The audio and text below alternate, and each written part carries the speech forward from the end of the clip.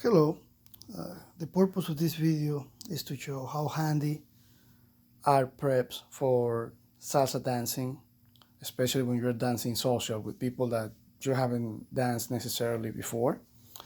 So, and we want to use this for lineal salsa and salsa on one.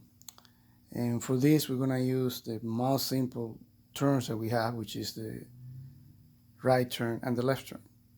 The right turn, for the purpose of this video, is a clockwise turn, and a left turn is a counterclockwise turn.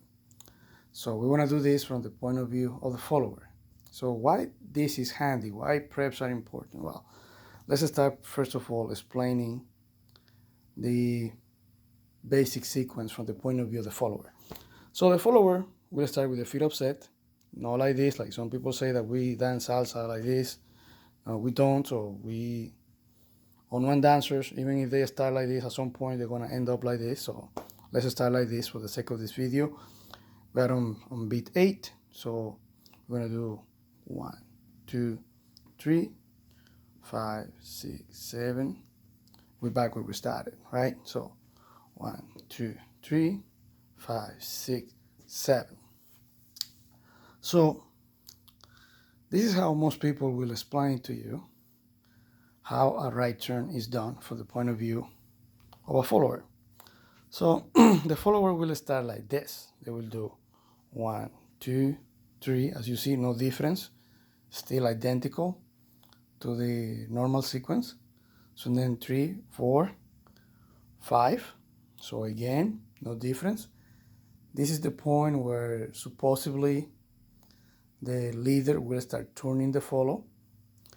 And at this point, the follow will start doing obviously the motion to turn. So we are on 5. You wanna put your weight on the 5 on this leg, then do your 6. Yeah, let's turn the camera a little bit. Here, we're on 6. We're already facing that direction. Then we do 7, 8, and we are back where we started. So let's see the arm work of the arm work of the leader. Now, in regards of the leader arm work, or the leader will simply do 1, 2, 3, 5, 6, 7, 1, 2, 3, and then on 5 he's supposed to do this kind of and sort of push the hand on 5 and then complete the rotation motion on 5, 6, 7. So again, this is what teachers say that most teachers say that you should be doing. You do 1, 2, 3, and then on 5 you kind of press a little bit and do that circular motion to turn the follow. So now let's go back to the footwork, how people typically in reality do the footwork. So again, back here, so as we explained, that's the way that the follows will do the turn, but this is not what most people end up doing in reality, because you will see why, but this is what people most likely will do. So the follow will do 1, 2, 3.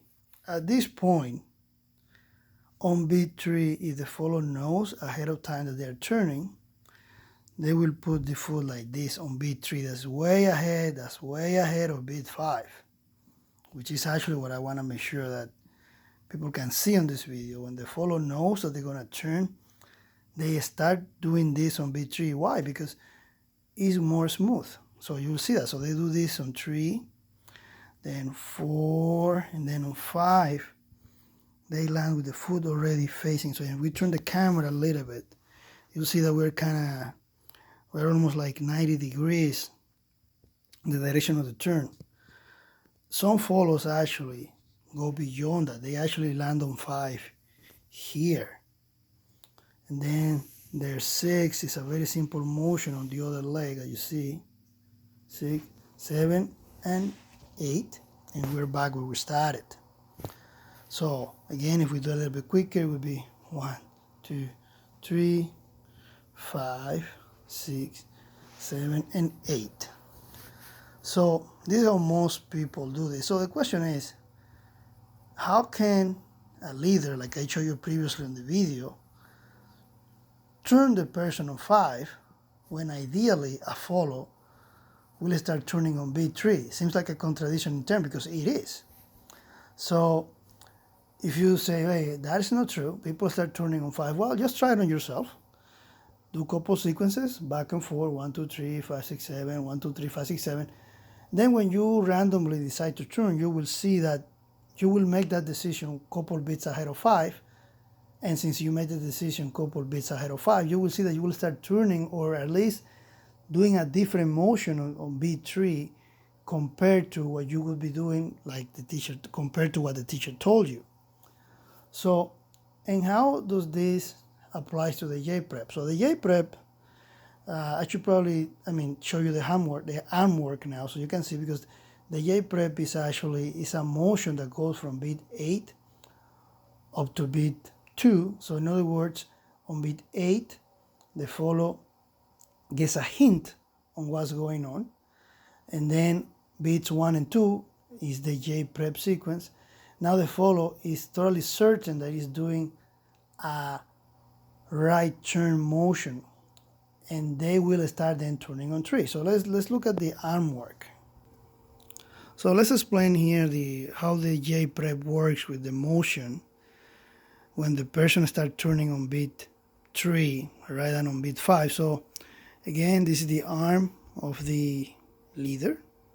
So the leader will do 1, 2, 3, 5, 6, 7. Then when beat 8 arrives, he's going to do 1, 2, 3, back up. So when the leader brought the hand down on beat 1, or kind of he started the motion on beat 8, the follow already has an idea what's going to happen. So because he brought the arm down, and now he's doing a J prep motion in beats 1 and 2.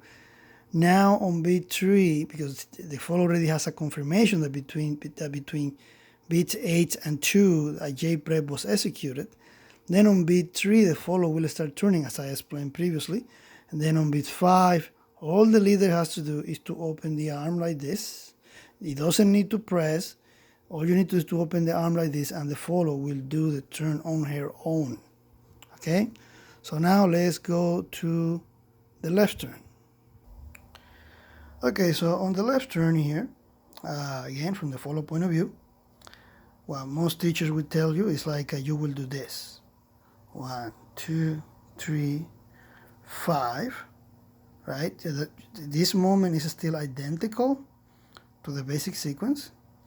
And this is the moment in which the leader is supposed to turn the person to the left, right on the last bit, which he could have said to go right, but in this case he's going to tell the last bit that he wants to go to do a left turn. So in this case you simply do 5, then this other leg, your right leg will do the 6, 5, 6,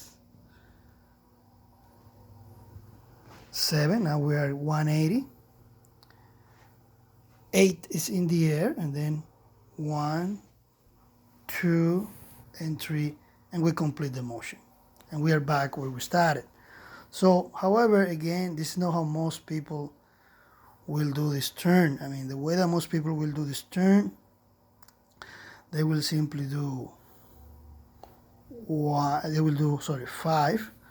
On 5, they cross the leg. So let me just show you that again from the beginning. So let's do 1, 2, 3. On 3, they turn the leg a little bit. Then do 5. As you can see, the foot is a little bit crossed compared to the other one. And why would they do this? Why they don't land like this, like if they're doing the normal sequence?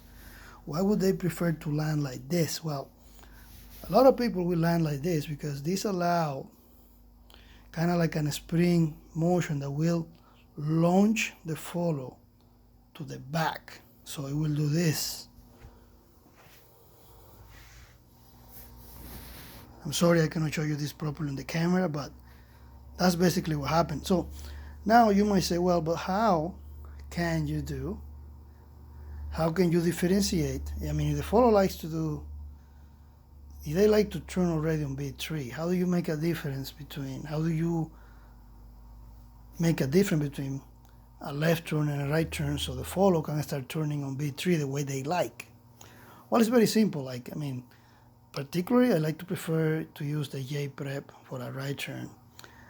And I can do a broken hand maneuver for the left turn.